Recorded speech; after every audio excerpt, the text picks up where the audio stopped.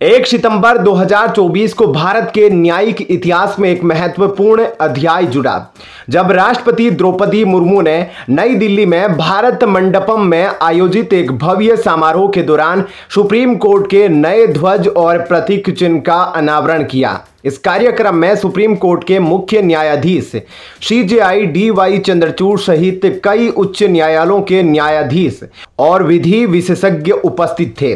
नए ध्वज और प्रतीक चिन्ह में अशोक चक्र, सुप्रीम कोर्ट की इमारत और भारत के संविधान के प्रतीक चिन्ह को प्रमुखता से शामिल किया गया। यह प्रतीक भारतीय न्याय व्यवस्था की स्थायित्व, निष्पक्षता और गरिमा को दर्शाते हैं। ध्वज और प्रतीक चिन्ह के माध्यम से भारतीय न्यायपालिका की शक्ति और जिम्मेदारी को व्यक्त किया गया है। इस अवसर पर अपने संबोधन में राष्ट्रपति मुर्मू ने न्याय व्यवस्था के मौजूदा सामाजिक परिदृश्य पर चिंता व्यक्त की। उन्होंने कहा, यह हमारे सामाजिक जीवन का एक दुखद पहलू है कि कुछ मामलों में साधन संपन्न लोग अपराध करने के बाद भी निर्भय और खुलेआम घूमते हैं। जो लोग अपराधों से पीड़ित हैं वे डरे और सहमे रहते हैं, मानो उन्होंने बेचारे कोई अपराध कर दिया हो। राष्ट्रपति का यह बयान न केवल न्याय व्यवस्था में व्याप्त असमानता की ओर इशारा करता है, बल्कि यह भी बताता है कि समाज के सबसे कमजोर वर्गों के लिए न्याय सुनिश्चित करना कितना महत्वपूर्ण है। राष्ट्रपति मुर्मू ने कहा कि न्याय की रक्षा करना देश के सभी न्यायाधीशों की जिम्मेदारी है।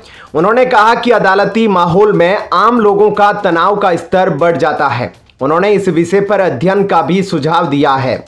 उन्होंने महिला न्यायिक अधिकारियों की संख्या में वृद्धि पर भी प्रसन्नता व्यक्त की। मालूम हो कि इस कार्यक्रम में चीफ जस्टिस DY चंद्रचूड़ और केंद्रीय कानून एवं न्याय राज्य मंत्री स्वतंत्र प्रभार अर्जुन राम मेघवाल भी शामिल हुए। राष्ट्रपति मुर्मू ने भारत मंडपम में आयोजित कार्यक्रम के दौरान सुप्रीम कोर्ट का ध्वज और प्रतीक चिन्ह भी जारी किया।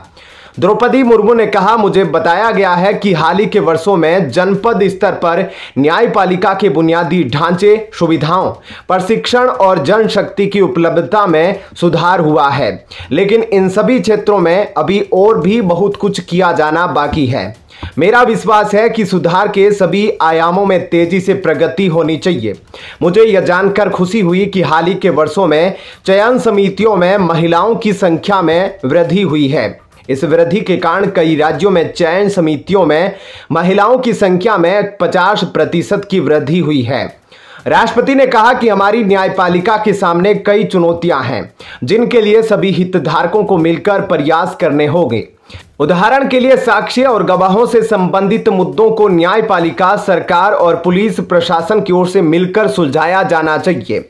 उन्होंने कहा, यह हमारे सामाजिक जीवन का एक दुखद पहलू है कि कुछ मामलों में साधन संपन्न लोग अपराध करने के बाद भी बेखौफ घूमते रहते हैं। जो लोग इन अपराधों के शिकार होते हैं वे इस डर में जीते हैं जैसे कि उनके अपने विचारों में कई अपराध किए हो। महिला पीड़ितों की स्थिति और भी बदतर है क्योंकि समाज के लोग भी उनका साथ नहीं देते।